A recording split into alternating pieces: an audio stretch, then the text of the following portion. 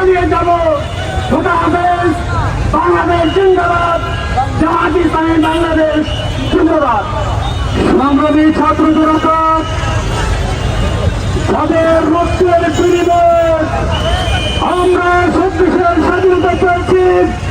সেই কান্ডারির উত্তরসূরি ইসলামী ছাত্র শিবিরের নোয়াখালী জেলার সংগ্রামী সেক্রেটারি জনাব মুজাহিদুল ইসলাম বক্তব্য রাখছেন।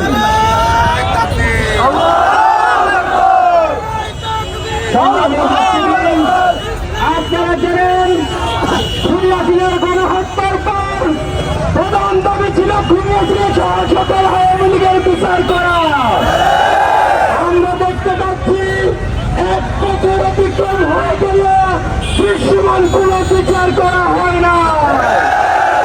অবিলম্বে খুনিয়াশিনের সহ আওয়ামী লীগের সকল দোষরদেরকে ফাঁসির কাজটা দিতে হবে।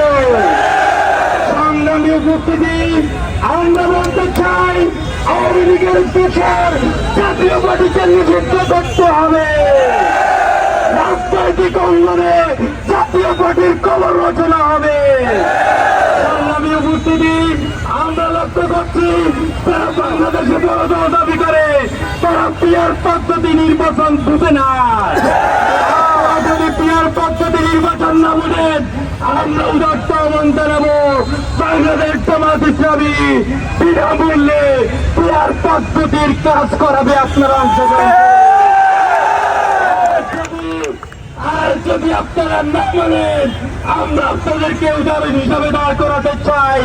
চাচ্ছুর মতো জামানো দাঁড়াতে বাধ্য হবে। সবাইকে ধন্যবাদ জানিয়ে আমার বক্তব্য শেষ করছি। আসসালামু আলাইকুম।